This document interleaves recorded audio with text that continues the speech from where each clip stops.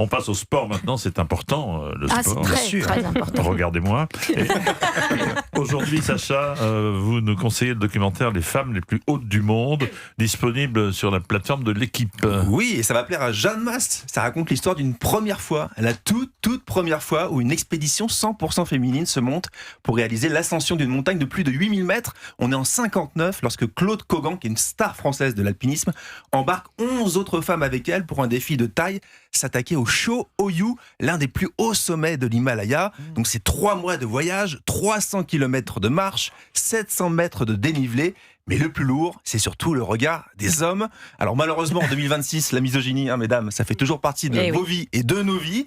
Mais à l'époque, on atteint des sommets. Je rappelle quand même que les femmes ne pouvaient pas ouvrir de compte en banque sans l'accord de leur mari, ni signer un contrat de travail. Alors imaginez lorsqu'elles parlaient de performance sportive. Ils ne pouvaient pas voter. Ne pouvaient pas voter. Écoutez, par exemple, on est en 59, ce que disait de cette expédition Lucien Devy, qui est le président du club alpin français. J'ai toujours dit que le Cho Oyu était une montagne à vaches. Alors le jour où les femmes y seront montées, ça prouvera que j'ai eu raison. Sympa, les montagnes à vaches. Ouais, sympa. Un beau macho. Sympa, ouais. Un beau macho celui-là. Et la femme, qui est la femme qui rapporte cette histoire? Elle s'appelle Micheline Rambaud et c'est la star. Rambaud. Quel joli nom. Elle y va, C'est la star du documentaire. Moi, je l'adore. Elle a 97 ans et c'est la dernière survivante de cette expédition de légende.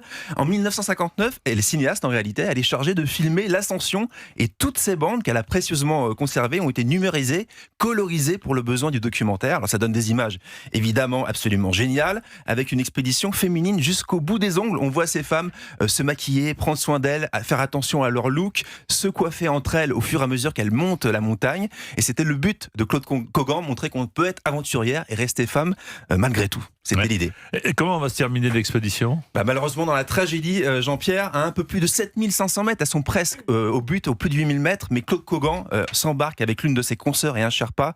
Elle va être ensevelie, embarquée par une avalanche sous la neige. Je vous laisse découvrir dans le doc si l'expédition poursuit sa route ou pas et ce défi.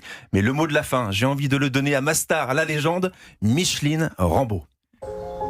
Je parle de cette expédition parce que je voudrais qu'elle ne tombe pas dans l'oubli.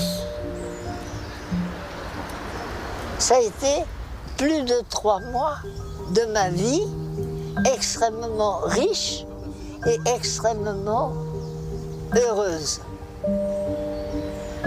Le peu qui me reste à vivre, je vais l'employer à continuer à faire connaître ce travail qu'a fait Claude à l'époque. Et là, si vous aviez Claude en face, vous aimeriez lui dire quoi? J'ai dit, Claude, on repart. On y va. Magnifique. Elle est belle, hein? Magnifique. Ouais. Merci Sacha. On rappelle le documentaire Les femmes les plus hautes du monde. C'est à voir sur la plateforme L'Équipe et on continue de vous lire, bien sûr, dans l'Équipe.